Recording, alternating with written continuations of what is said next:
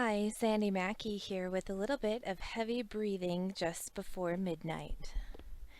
I think it's that time of year when everybody starts to reflect on the year past.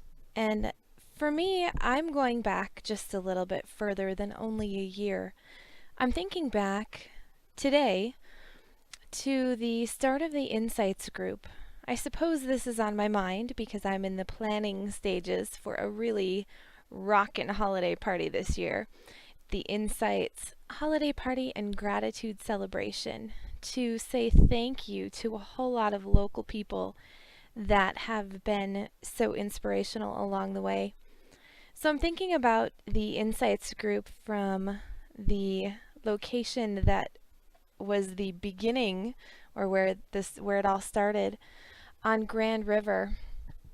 And I was thinking about the venue, this big old building that had no idea what was in store for it when we walked in. Or maybe it did, I don't know. It ended up turning into this incredible clubhouse where people explained that it was like you got a hug when you walked in the door.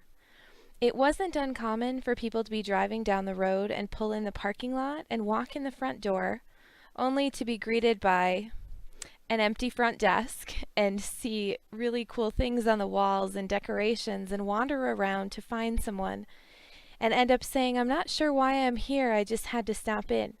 And then they got the story of the Insights group. That's the way that it happened a lot. And how lucky for me and how lucky for the other Insights enthusiasts that manned the front door from time to time, you could find someone there, to be able to be a part of that experience. I was talking to someone just last week, and being that I'm all nostalgic about the first Insights venue, as I know many of our other community members are, sometimes I miss it, and yet I knew that it was time for it to change.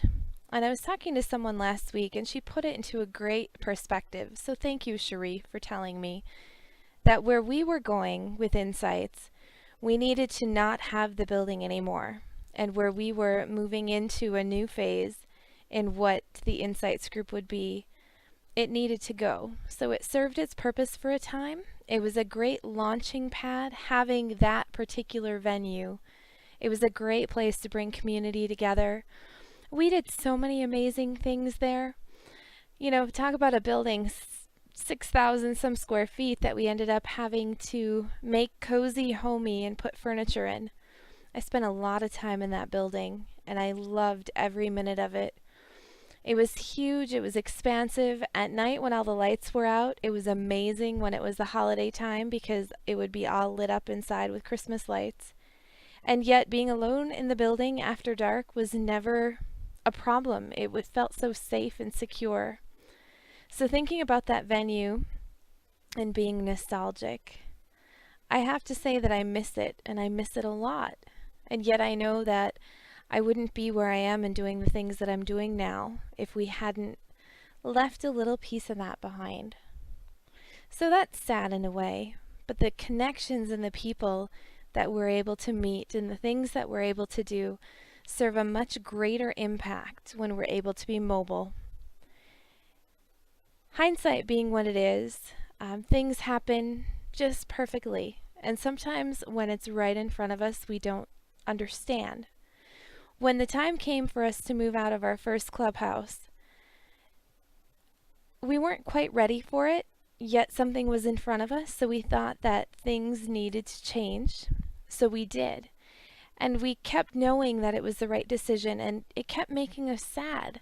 And I don't know if that's similar to the attachment that we put on maybe a house, the house where you grew up, or the house where you started a family, or the first house or apartment that you move into after you get married, or you graduate from college, or you go out on your own. I think we, our human selves, get attached to things because they bring us comfort. It's something that we regularly see. It's a known. So we tend to like it, and we like the way that it makes us feel. Some people really love moving to new locations, which is perfect.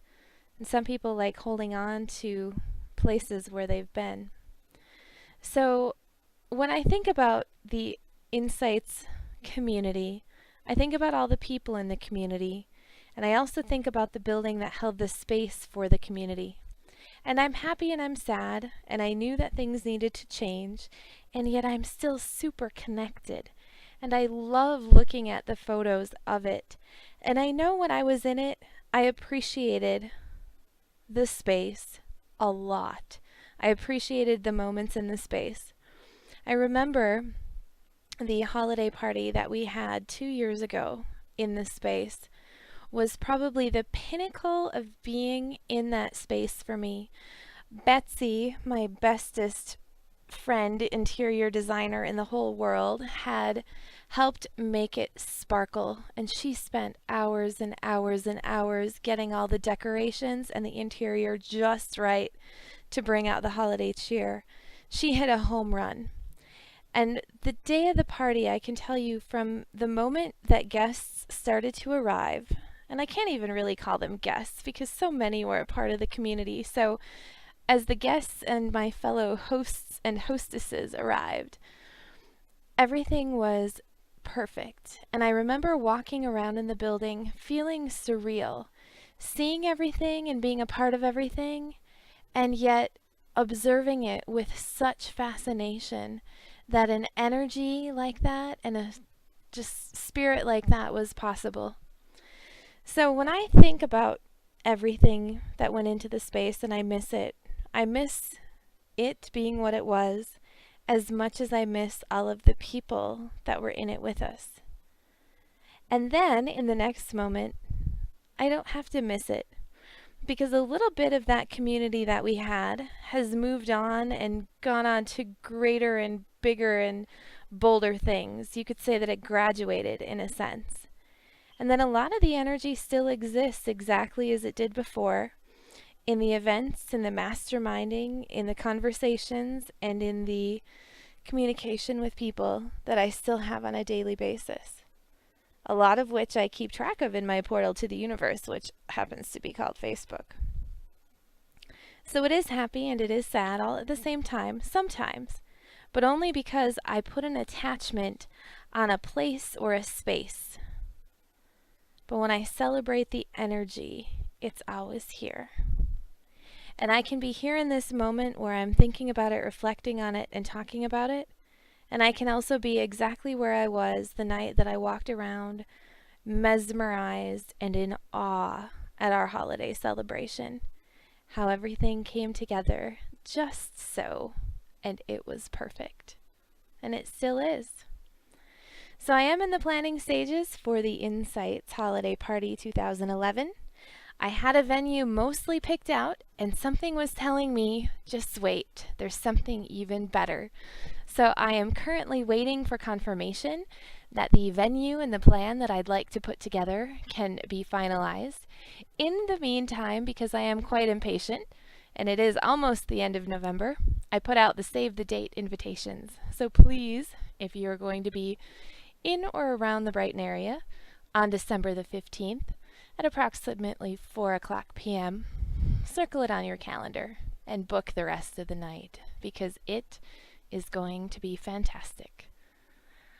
I and a whole bunch of the Insights community, together with some shiny, sparkly, twinkly energy from the universe, will be present, and we can't wait to see you there.